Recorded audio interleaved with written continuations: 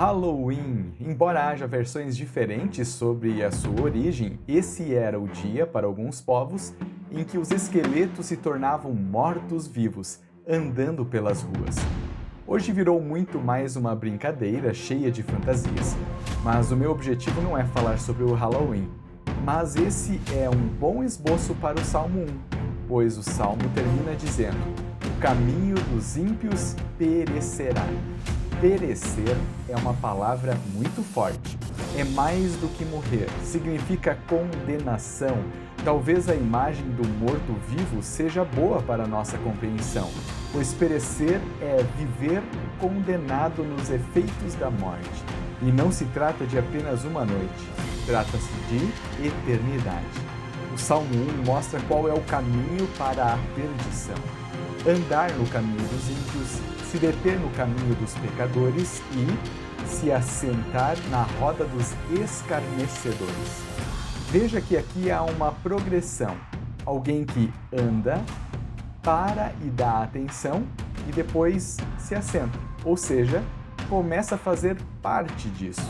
É difícil que alguém perca a fé cristã do dia para a noite. Há uma progressão que vai moldando lentamente a tua identidade.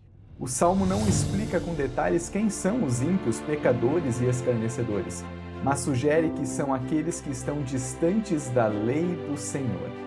Não entenda a lei do Senhor aqui de maneira restrita, sendo apenas um código a ser seguido. Entenda como a palavra de Deus que nos lembra da nossa verdadeira identidade e a restaura em nós. O perigo de perder a identidade da palavra do Senhor e se assentar com os escarnecedores é que o próximo passo dessa progressão não é nada bom: perecerá.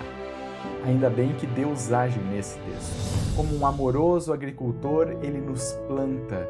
Palavra que também poderia ser traduzida por transplantar, ou seja, Deus nos tira do terreno da progressão dos mortos-vivos e nos planta no terreno da vida verdadeira, onde a folhagem não murcha. Ele nos planta junto a uma corrente de águas, que pode ser traduzido por um duto de irrigação que o Senhor mesmo constrói. Ou seja, nada aqui é ao acaso. Tem alguém querendo salvar plantas do terreno da condenação e transplantá-las no terreno da vida. Ele trabalha, ele constrói dutos de vida. Como? A lei do Senhor, a sua palavra, faz isso. Em 1 Tessalonicenses, o apóstolo Paulo fala a respeito do árduo trabalho de Deus para transplantar e irrigar com vida o mundo. Apesar de maltratados e insultados em Filipos, como vocês sabem, tivemos ousada confiança em nosso Deus para anunciar a vocês o Evangelho de Deus, em meio a muita luta.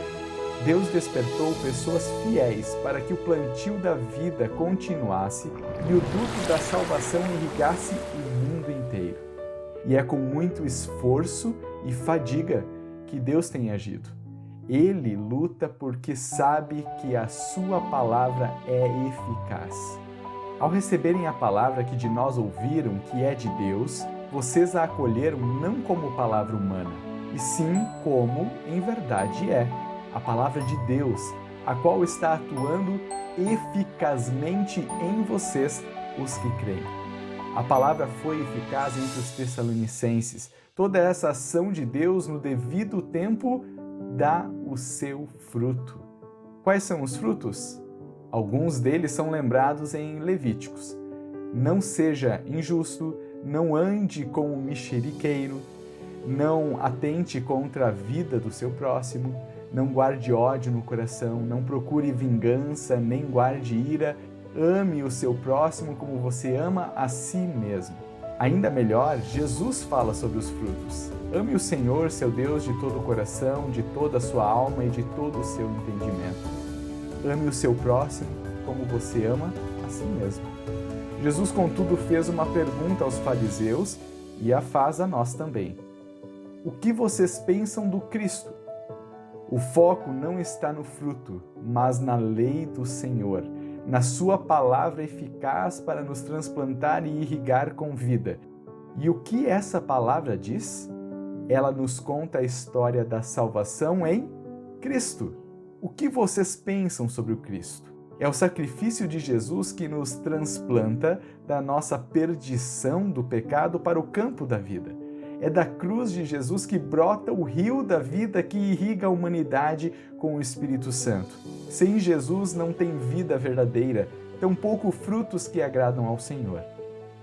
O que você pensa sobre o Cristo? Isso implica sobre o teu caminho, se é o caminho da vida ou o caminho dos mortos-vivos. Por isso, que o nosso prazer esteja na lei do Senhor, e na sua lei meditemos de dia e de noite. Amém.